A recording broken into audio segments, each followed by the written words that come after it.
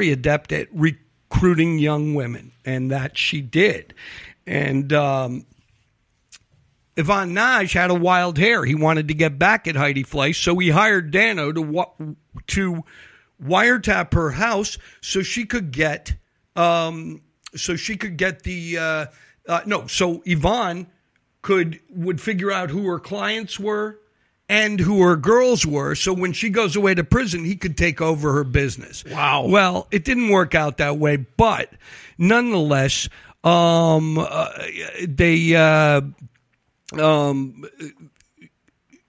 basically what happens is he's getting all the intel in 13 and a half hours tapes about Heidi Fleiss's business. I mean, listen, you got to understand, at the time, she was servicing Hollywood billionaires, entire record labels from the top down, from, Charlie Sheen, Robert Evans, Jack Nicholson. Need I go on? She made her first $1 million in 4 months in business. That's how good she was doing. Anyway,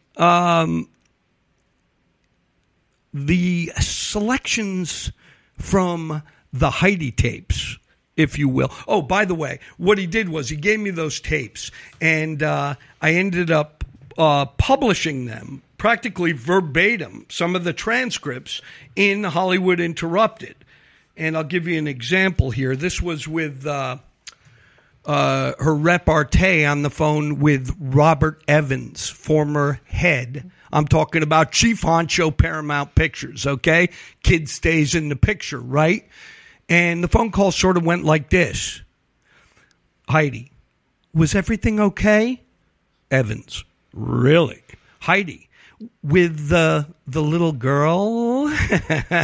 Evans, what did that little girl think of me? Did she like me? Heidi, how could she not like you? Evans, no, I'm curious. Evans, I was very nice to her. Heidi, you were. Evans, very helpful too. She's not dumb. Heidi, no, she's a good kid, or I wouldn't. Evans, a good kid who could do well in life or could end up in the gutter. Heidi, the first $1,000 she made, I think, is the first $1,000 she's ever seen in her life. Evans, I knew it. And she's a good girl, basically. I don't think she could. I can be so wrong and naive, but I don't think she wants to be a full-time hooker. Evans, I'm doing it as an experiment. Heidi, like My Fair Lady? Evans, well, yes, very much so. Heidi, Evans, here's a 17-year-old vagrant who's a fairly attractive girl, who could be very attractive because she has presence and she's not afraid. And she's attractive in an interesting way. And she's sort of sensual too, by the way. That's a good combination. But she has to be able to open her mouth. What the hell? He was ordering up a 17-year-old girl from Heidi Fleiss. And you notice in all the reporting, nobody ever reported that. Well, that's Hollywood. We protect our own. No. Well, that's how we got to the current Me Too moment, is that this kind of thing has been happening. Exactly. And, when you think about it, it's sort of like sex and sex for hire is the great equalizer. I mean, let's face it. In the current climate, you got the Dems versus the Republicans, and everyone's trying to cook up the next sex scandal about the next person. And you know what? The Dems have the kinky sex down pat, to be honest with you. They've been doing it for years, to the point where Robert Evans, can freely order up a 17-year-old girl. That's rape. That's rape. Let's not equivocate here. And get away with it with impunity in Hollywood. So anyway, let's go to the tape, shall we? This will, just to introduce this first clip of Heidi Fleiss, it's important to know that she is currently out on bail. She's been set up and arrested for pandering. And this is basically kind of a picture of her last week as she moves out of the business and gets ready for jail. Let's hit number 1, Dr. David. You got a good lawyer? Yeah, I have everything covered. It's not going to really be a big deal. It's just not going to stop what I'm doing. Forever? No, just only will for a few weeks. Just a couple weeks will stop me. Just like the book. Yeah, that's what Bobby Jacobs said to me. He said the same thing. You just wait a few, Bobby Jacobs says he starts the next day. I go, well, I'm going to at least wait, give me a week off or something. You're not going to go to jail or anything, right? No way. There's no way on earth. Little did she know. Little did she know she was about to do 16 months. Not for pandering, oddly enough, but the old school way, the way the feds get you if you're running a prostitution ring. Tax evasion. That's correct. And that's how she went down. And her quack bitch father, the renowned Hollywood pediatrician to the stars, Paul Fleiss, went down with her because he was laundering her ill-gotten gains, and he went down on money laundering charges. All in the family, right? So anyway, let's go to clip 2 here, and we'll see what's driving Miss Heidi Fleiss. I got back like 15 minutes ago, and I called Victoria up, and she was telling me all this stuff, and then we were talking about, I said, give me some speed, and she said, I'm trying to get some. I said, well, call Lehu and get it from this guy, Joel. Get me some speed. Yeah. Meth and business don't mix, and I feel like that was that probably had a lot to do with her downfall. But anyway, she also mentioned Victoria. That was her business partner there at the brothel. That was Victoria Sellers, Peter Sellers' daughter. Oh, no kidding. Oh, yeah. And we'll go to number 3. Real quick. Yeah. Who was the Joel with the speed? Oh, this was just a guy that, one of their drug dealers. She's running as fast as she can, isn't she? Yeah, boy, howdy. Yeah, let's go to number 3. Tuesday I'm going out to Robert Evans. He's having a big party out there in wherever he is, Palm Springs. He's staying at Glenn Larson's house or something. And Jack Nicholson and Warren Beatty, his wife, are out there, and a bunch of nice people, and then I'll just come out here and relax. He's even sending a car, and I'm going on Tuesday, and I don't want to hear any of this LA shit. Yeah, the last hurrah. Well, you know what? She's out there. She's going to party with her clients. Evans, Nicholson, Warren Beatty. Hollywood left, a bunch of poonhounds, right? Yeah. But you know what? I was saying, the Hollywood left, but the right, they're equally, if not more so, perverted, for lack of a better word, because you know what?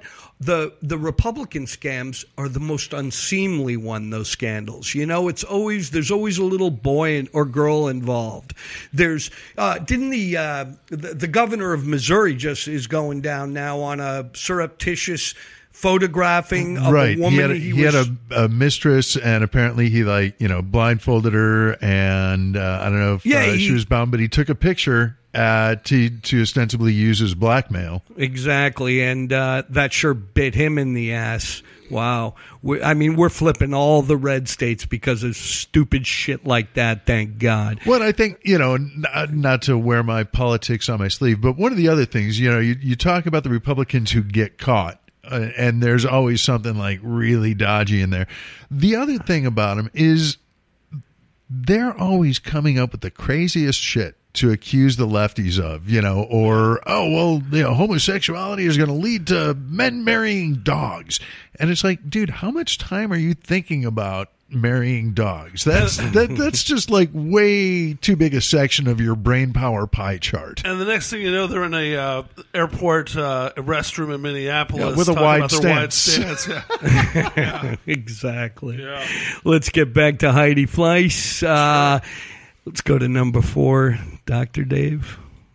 Madam Alex right now, that she knows about this kind of thing, that all these people called me. She's calling all these kind of people trying to sell her story to do a movie of the week. Because my friend that works over at Maverick called me and goes, that fat Filipino pig called here trying to sell her movie of the week. Who works at Maverick? Oh, I know like 50 people there. At Maverick? Yeah. They're not interested in it. What? They're not I mean, I'm still trying. Listen, I also am trying to talk about a feature, not just a TV movie. No, TV movie. Oh, you want TV movie? Yeah. Okay, what? I don't want a feature.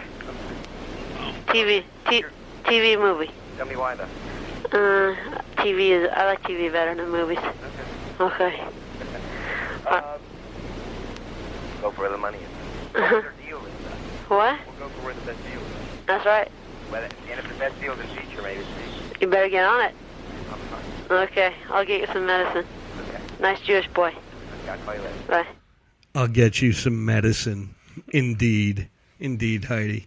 Anyway, sounded like she was pretty deep in her own medicine on that call. I mean, not only that, but she's like hours away from going to prison, and she's already trying to figure out how she can capitalize on this with the TV movie. And for sure, she's talking to some agent right there at the same time. Where is this on the timeline? Because I know a few years back they passed a law about being able to capitalize on your crimes. Yeah, those are Son of Sam laws. So that was way before. Yeah, I don't know. I think they played a little goosey with it. But, listen, I've worked with my share of criminals who have managed to capitalize on their stories. Sure. So I got nothing to say about it. But, yeah.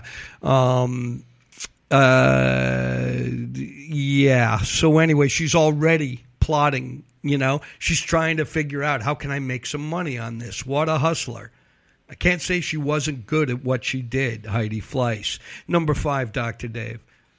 Oh, because Yvonne said so?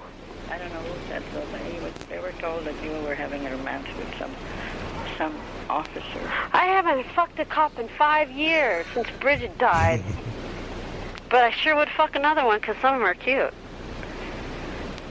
Jesus Christ. Yeah, ask Internal Affairs why they were gawking at the 17-year-old and one was trying to fondle her. That's what they should be more concerned about up here, why one was fondling her. Some Latino guy was kept taking not from a police camera, looked like one of those home cameras, pictures of her in her swimsuit. Every time I turned around, he kept snapping away at her crotch and everything. And then I go, God, you pervert, someone get her a towel or something. So then when I got the towel for her, this nice guy got me, I said, will you get me a white sweatshirt? So the good-looking cop, he got me this white polo, I go, white? And he got me a white polo sweatshirt from my closet. And I go, will you bring her something too? And he brought her a nice, warm-up soup or whatever. And then the pervert one was trying to dress her, and touch her real close. I was like, leave her alone. She's 17. What have you heard from Richard? I talked to him this morning, and I said, tell Internal Affairs, I said, I don't want to talk to another fucking cop. I said, and that's it. Bottom line right now.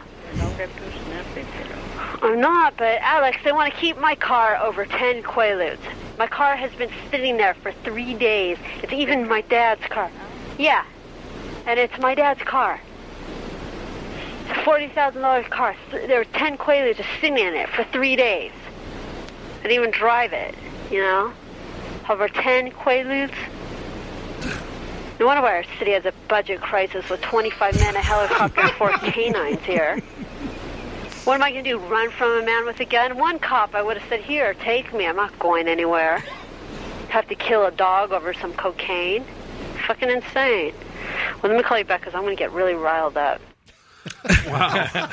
She sounds like she just, is just complaining that that she just got stood up on a date versus going down on a huge charge. It's crazy. Yeah, it's actually worse than that. I mean, when you listen to what she was talking about the bus that went down, and when they rounded up her and her girls in a sting operation, she's talking about, was that Robert Evans' 17-year-old trick that was in the police station with her getting fondled by a cop?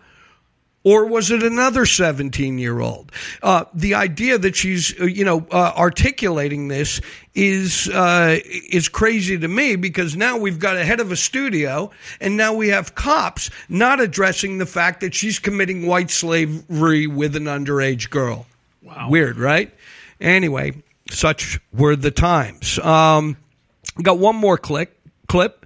And, oh, by the way, that was her. That was Heidi Fleiss and Madam Alex. So you can see up until the bitter end, she was still seeking counsel with the woman who brought her into the business. Let's go to number 6. Do you want to give this one a little more setup? Because this is